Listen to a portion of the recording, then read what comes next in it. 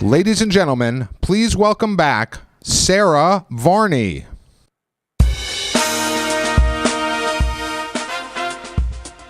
Welcome back from break. So our next session is called Sales 2020. I didn't introduce myself before, but I run marketing within our product group at Salesforce, and we're always thinking about how we can really skate to where the puck is going when it comes to technology that'll help salespeople sell. And that could be voice responsive apps, that could be mobile, that could be social selling.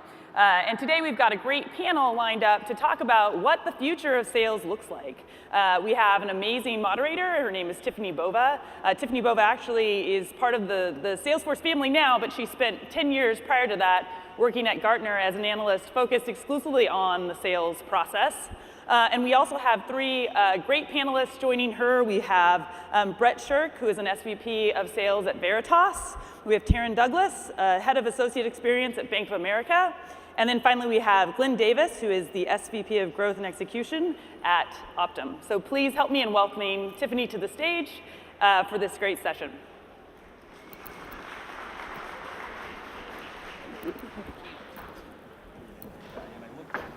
All right, well, good morning, everybody. I can see you guys coming back in. Thank you for spending some time with us this morning. We've got a great panel coming up. I'm going to sort of start a little bit like Frederick, because I like to kind of give a little bit of my personal story, that I like to describe myself as a recovering seller, because I no longer carry a quota. It's freeing, I must say, but I do miss the fight of selling every day and negotiating and doing all the tips and tricks that both sort of Mark and Frederick both talked about this morning. But early on, I always knew sales is really where I belonged. My family, I'm originally from Hawaii, and my family had a carnival business. And for any of you who know me, this probably tells you everything about me, because at the age of sort of 12 and 13, I was a carny running the games under the tent and getting people to come up and enjoy and win teddy bears and play darts and throw rings across Coke bottles. And I'll tell you that at the end of the day, I didn't realize then until now. I wrote a blog about it a couple months back, and I realized that I was learning how to sell even at that age, when it was something completely random. And it's carried me through my career, right? Thinking about how we sell, how we bring our brand forward, how we talk about the products and services that we have is changing rapidly. And there are things that are happening in the market that I think as salespeople we have to stay in tune with.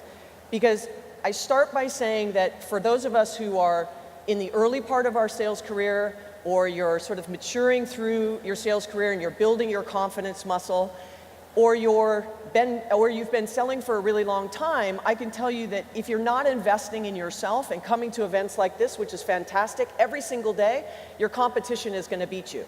If you don't always think about how can you be better, smarter, faster than the competition, that you can always make sure you're engaging with your customers in new ways, you've got a real great chance to continue to have a solid career in sales. When we talk about what's happening in the market, I like to back up. There was a question asked to Frederick earlier, about sort of the personal personality versus making sure that we align ourselves to the customers. And I can tell you that the most disruptive thing in the market today for any seller, beyond technology, beyond all the things you're hearing today, is absolutely the shift in the customer.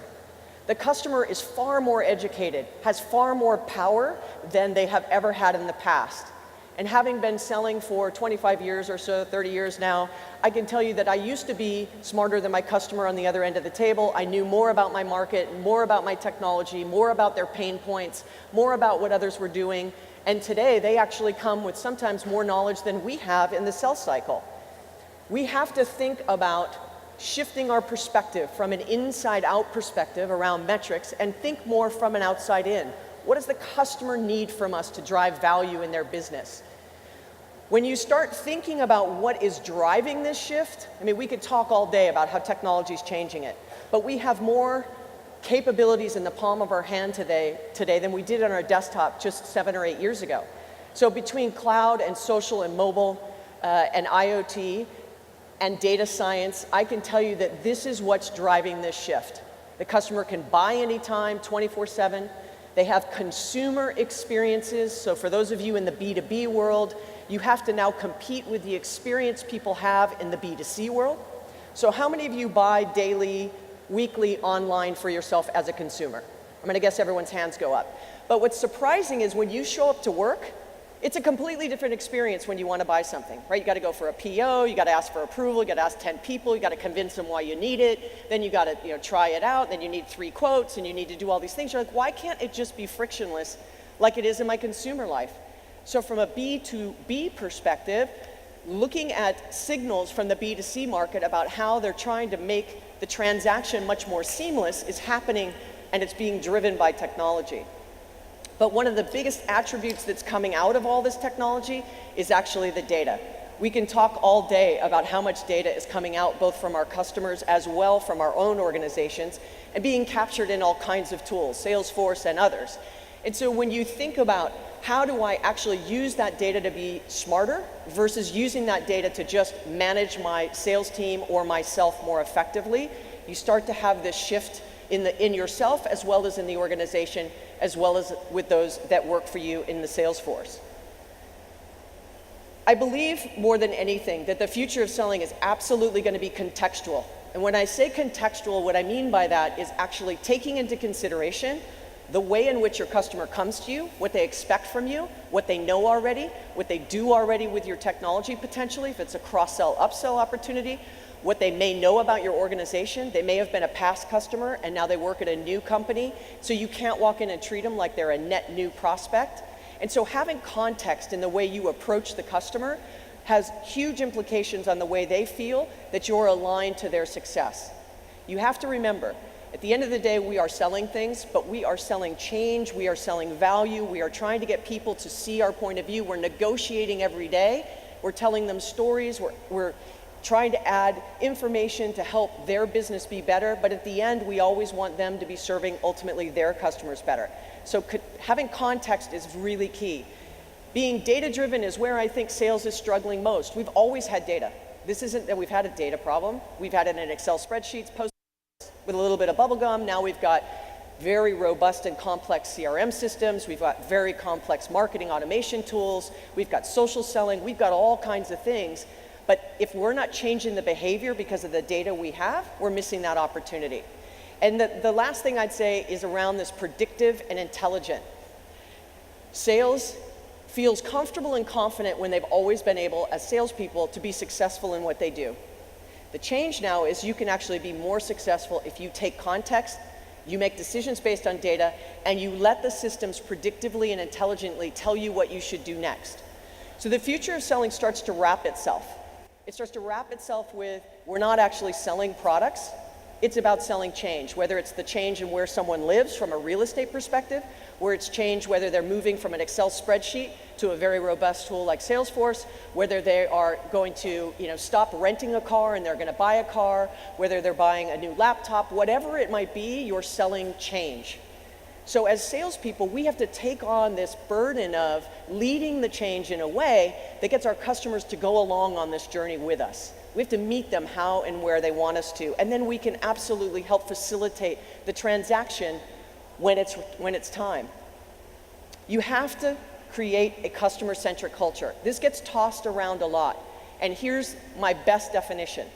The next time you're sitting in a meeting and someone's saying, hey, I think we should do this for sales, or maybe we should measure this for sales, or maybe we should deploy this tool, or maybe we should do this call campaign, just take a pause, maybe pull a Frederick and go, and just wait a minute, then do again when they ask one more time. But what I want you to do is actually say, that's all great, but what does the customer want us to do? What does the customer expect us to do? And then that's the decisions and the changes you should instill. Next, we must redefine the relationship, influence, and engagement. I like to say that you have to be thinking about the sales cycle, if you will, from the prospective lead all the way to advocacy. This isn't about closing a deal. This is about how do you get your customers to start telling your story on your behalf when you're not around? How do you have them talk to their peers and their network about you, about how fantastic you were in this transaction that they felt was so seamless and it was actually pleasant? which many salespeople have the reputation of it being a very hard sell. So you have to redefine what the relationship means. And it's not about avoiding performance metrics for all the sales managers in the room. I'm not telling you to just throw out the window the way in which you manage your sales force, but I'm telling you maybe rethink what KPIs and what metrics are you using to manage your sales force. Is it how many calls they make? Is it how many leads? What's the pipeline? What's the velocity of the pipeline?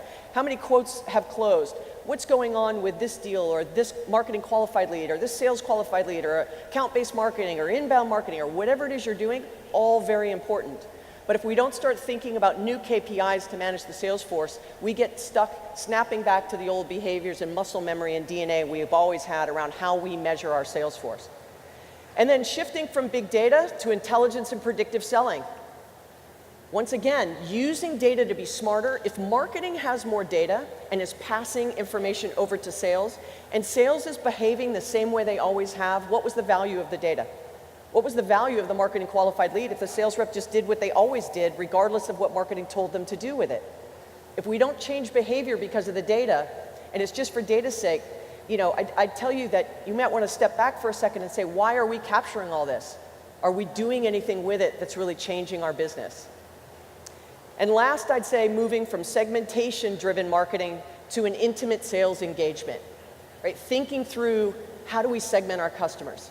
Small business looks like this, medium business looks like this, large accounts look like this, our named account list looks like that, and this is who handles these deals, and here's our territory, and you have to play in this sandbox, and even if you meet a guy who wants to buy something from you and he's not in your territory, you can't sell him to him.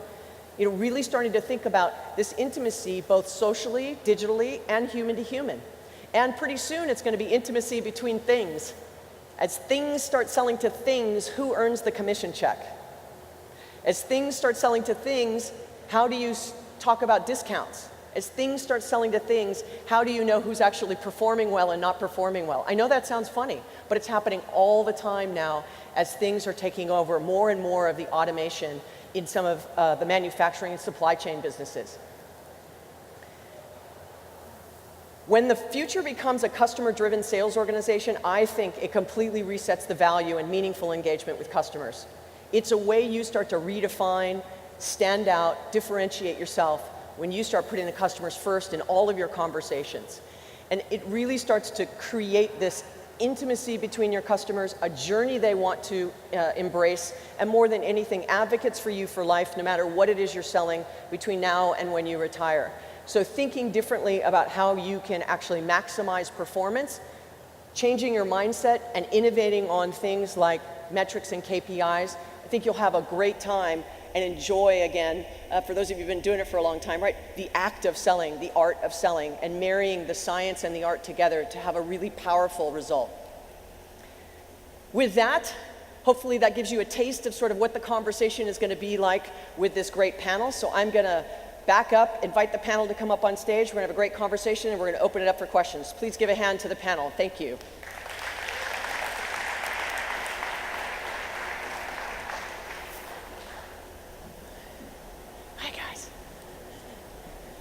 Nice to see you too. Nice to see you. I think you guys can fit all on the couch, or you can spread out, however you want to sit. All right, we're going to bookend you guys. Well, thank you guys for being here, and I think we've got a great audience full of other people passionate about selling, which was always fun. I think it would be great to have a negotiation contest in this room right now. But I'm just going to go, from I'll start with you, Glenn. I'll just start on that side, and maybe what we can do is just do a quick introduction and sort of tell them where you're from and what you're responsible for from a selling perspective. Right, so I'm from Optum, which is the healthcare services arm of United Health Group, and my responsibilities are execution of our growth plan and our client engagement activities to include thinking about how our clients feel about us, our Net Promoter Score programs, Voice of the Client programs, as well as how we engage with them. Great. I'm Taryn Douglas. I'm with Bank of America, and I manage all of our associate platforms for the 22,000 sellers we have in our financial centers, as well as within our Merrill Edge business. So all about the relationship management, about engaging our clients. A lot of the things you talked about today are key for my role. Can you guys hear him in the back? Yeah. Can you guys turn Taryn up, or maybe you can move that up? Yeah, I'll move it up. Thanks. Brett, why don't you jump on what he's... Sure. So I'm Brett Shirk with Veritas Technologies. We're a company that does information management Think of it information insight and information availability for our customers. I run America's Sales, which is all technology support and services for Veritas. Well, I'm going to start with you, Taryn, because I think I gave the example of B2C sort of teaching B2B, and I think Bank of America has obviously a huge consumer base, but you also have a big business sell as well. What things can you share with the audience about what you've learned in the C side, that you possibly can transition to the B, or vice versa? Right. Well, I think it's a lot of the same things. It's what you've hit on with data-driven sales, right? You need to understand your customers. We're in the relationship game regardless of if it's consumer or B2B, right? We need to understand our customers. We need to know what their needs are, what they are doing in their lives, how they're engaging with us or potentially engaging with us. As somebody who not only takes care of a large consumer selling base, I'm also somebody who is a buyer of a lot of things from a B2B perspective. And I have to say one of the keys to successful salespeople I engage in the B2B side is the timing and knowing my behaviors and seeing when I'm giving the buying signals, right, whatever that may be, and the data is going to empower you to do that, right? And so you need to know what they're doing, when they're doing it, how they're doing it. You need to stay in contact with them constantly, and that's the key. It's a relationship business now. We're not selling product anymore. We're selling a relationship. We're selling trust, and I think that's true in B2B and B2C. And so, Brett, I think for you, it's almost B2B, right? Are you looking for any triggers in the B2C community to sort of bring in and weave into the Veritas environment? Well, certainly our customers are consuming in a different way. They want to get information readily available, and access is key. So when we have our marketing campaigns, our customers want to access that information. They want to have detailed write-ups on the technology, success stories. And so the way we market is actually funneling into how we sell, and goes hand in glove between marketing and sales, and very much more that way today as in the past because of the access of information that our customers have readily available.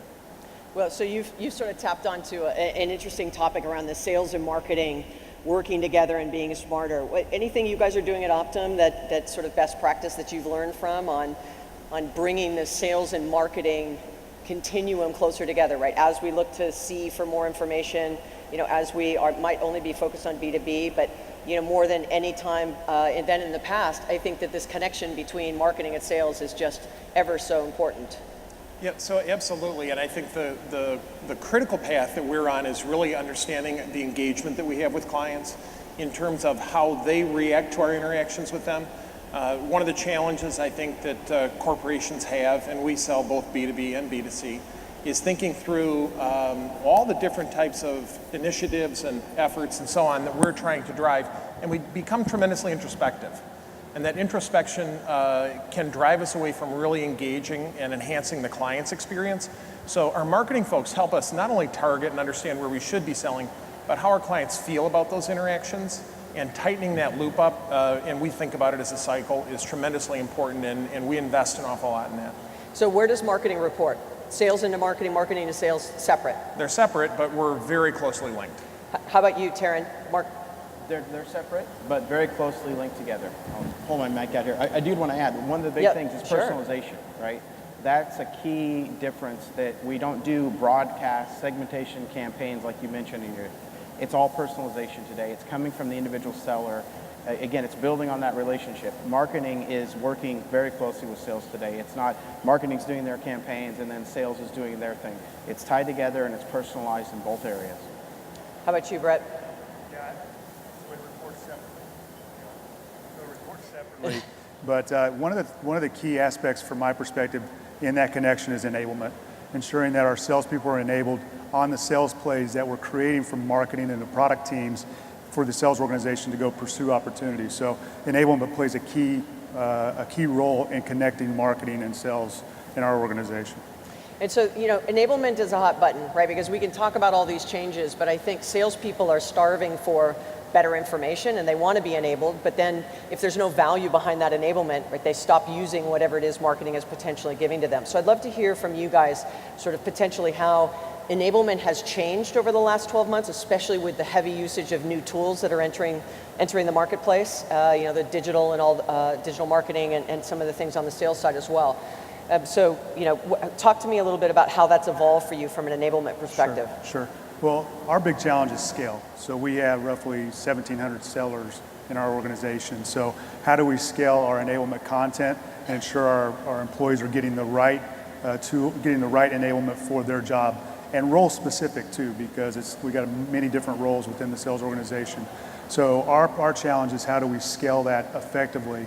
We've been using a solution called Commercial Tribe, where they actually have to present back to their manager on what they had learned, tests taking and quizzes along the way. But from my perspective, it's my number one priority for my sales organization, because if we're not enabled and we're not telling the right story to our customers and we're competent, then we're not going to be positioning our technology properly in the marketplace.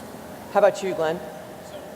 We actually think about this from a time study perspective. So if you think about what you can do and how you can influence your selling experience, where you invest your time is something you control. So we've been very intentional around taking things away and starting from a very simple, common mindset, skill set, tool set, platform that we think about in terms of sales enablement. We want to get sales folks in the right mindset. We want them to have the right skill sets, because I think that in the deployment of all the technology and all the wonderful data, we haven't invested enough time in our field force in terms of the dialogues they have with their clients and the information that they're seeking and their level of curiosity. So mindset, skill sets, and then the tool sets, which are tremendously important, ought to be able to enable activities that drive value to the client and the selling experience. And so we started almost from a blank sheet of paper and developed from the ground up opportunity management, account management types of things that were very streamlined, almost Zen in their approach. How about you, Taryn?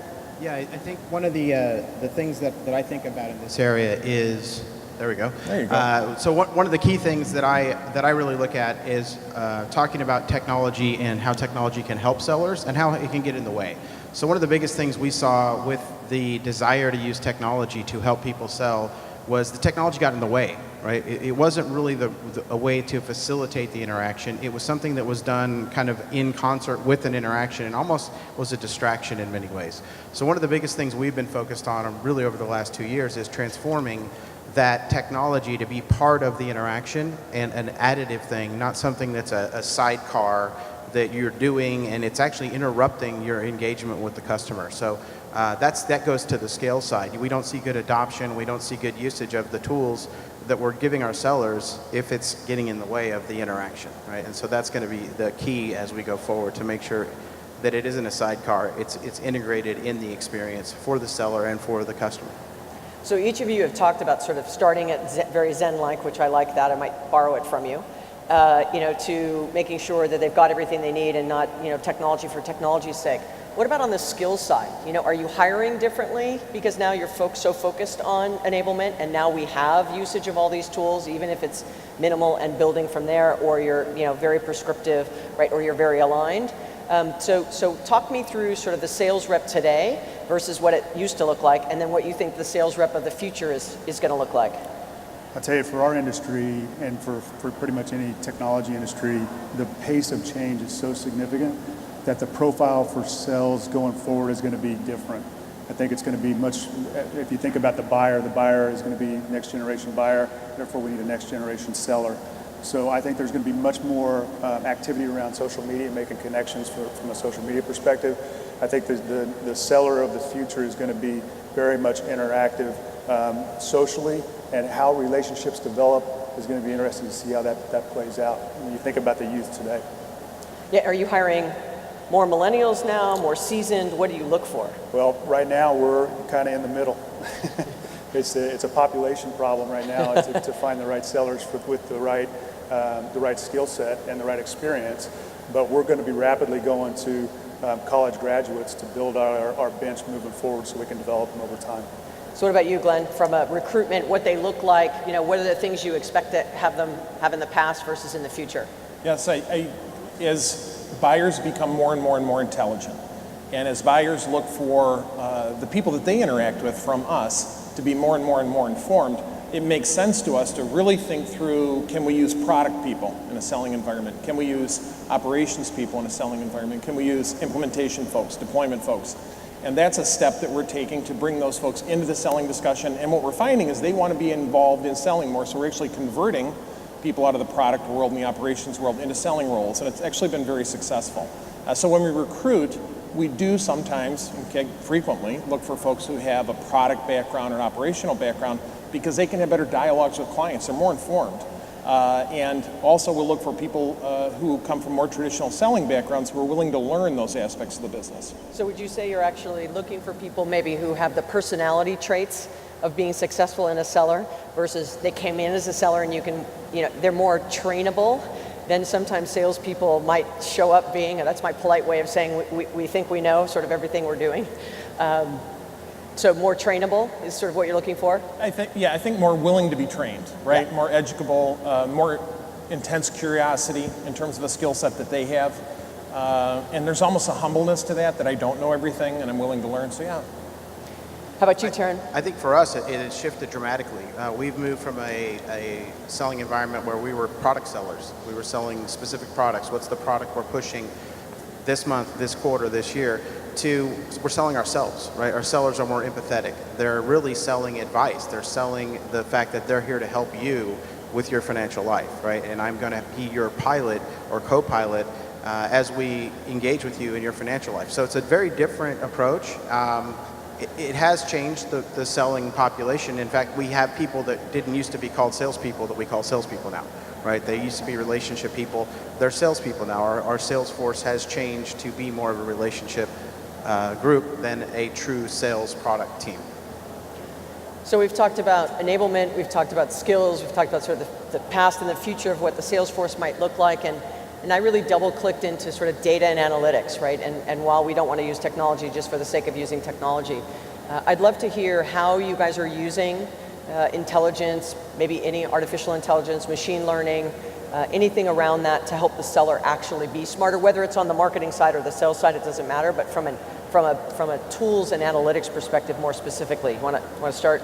Yeah, so from my perspective, performance management is critical in sales, and so performance management as a business process, common goals and objectives, clear expectations, KPIs tied to those clear expectations. And so from my perspective, the more detail we can get on performance, the performance back, reporting out, and then continual performance reviews and ensuring that they're performing at an optimal level, that's where I invest my time and can really use the data analytics to help me drive the outcome for a high performance organization. How about you, from an analytics standpoint? Yeah, there's really two sides of analytics, right? So we've got a lot of analytics we do around the consumer, massive amounts, right? To give us indications, to build campaigns, personalization around the consumer. One of the big things that's changed recently is really giving the sellers a dashboard on what they're doing and what's effective, and giving them the tools to almost self-coach, right? I can see what I'm doing that's effective. I can see where I'm moving the line and where I'm not, and that really helps them prioritize activities and set up and customize their selling activities to what's effective for them with their customer base. So that's a big shift we've seen to give them more analytics on themselves. Yeah, and I think analytics, though, some of that is rear view looking, right? So you're sort of going, what have I been doing? What's been working? But I'm really looking for that. Is there anything predictive that says, based on what you've been doing, you have a much higher likelihood of success if you do this next, because of us knowing over time that people who did that the last time had a much higher chance of moving the pipeline, or the funnel was, going in the right direction, if you will, right? So predictively versus rear view mirror. Anything predictively? Well, that's exactly what it does, right? So we've got 22,000 sellers. A lot of them aren't where they need to be. And so we're able to use behavior we see in some sellers to help the other sellers emulate that behavior, right? It's the top 10% is always the top 10%. It's getting the bottom 20 to move up to where they're solid sellers as well. And so what we've done is utilize the analytics to help us queue up activities and push proactively activities to our sellers that we know will help them be successful. So we're using the analytics to feed their queue, right? They come in the morning and they start at the top of the queue, and we've helped them prioritize their activities so they can work through that queue and be as effective as possible. So we're queuing that up for them. They don't have to worry about mining for customers and figuring out which call to make next. We've done that for them with analytics to help predict what's going to be successful. And then they are just using their skills in those interactions to sell. How about you, Glenn? Anything predictive?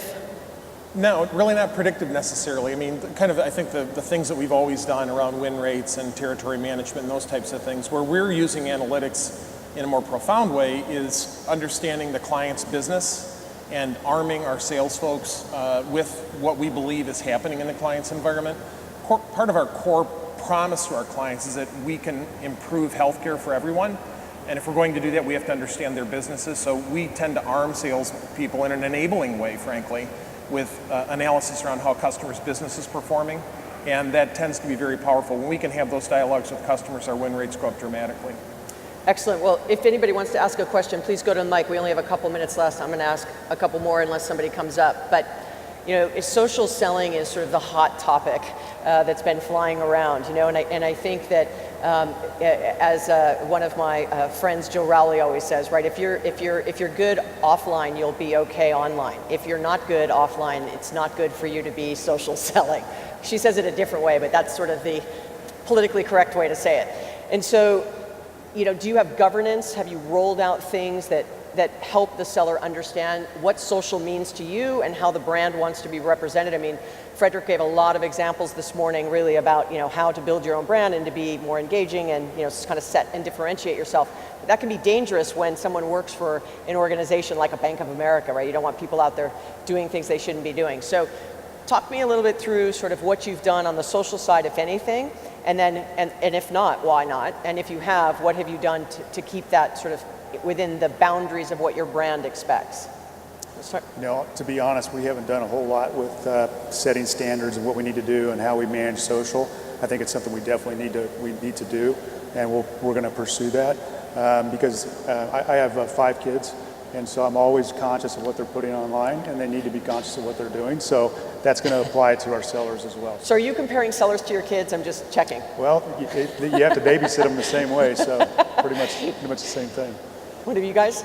I mean, we would love to do more at social, right? We're heavily regulated. Our customers want to engage with us socially, but we're actually really hamstrung about how we can. So that's been the biggest thing between the privacy laws and the compliance regulations and our ability to monitor communication with our clients. Social presents a real challenge for us, but our customers want it, right? That's the difference, right? We can't provide it to them the way they want is unfortunately where we are today. Yeah, that's that customer is totally in control. So it looks like we've got a question back there. Go ahead. My name is Janet Dwyer. I'm CEO of Talent Browser. I came into this session a bit late, so forgive me if this was covered. I was out talking to our friends in Ringlead. But in terms of analytics, are you folks doing and focusing particularly on dealing with the huge amount of unstructured data out there? And if so, what are you doing? My focus in Talent Browser is unstructured data, indexing, analyzing it, and matching it. We actually have 3 patents in the US on that. It's a different approach from predictive. But what are you guys doing about unstructured data, whether it's on social, whether it's in databases, wherever it is? I'm gonna guess, Taryn, you guys do a lot. Yeah, we do a lot. So we've got a huge store of unstructured data.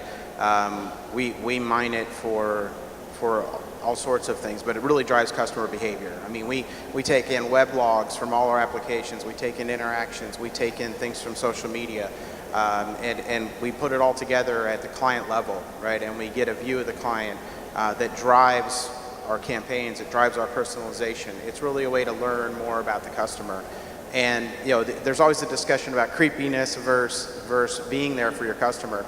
And we've really seen a shift over the last 18 months where the customer expects this now. They really do. They're like, don't you know I was using that? Don't you know I was doing these things? I was using your app, your website.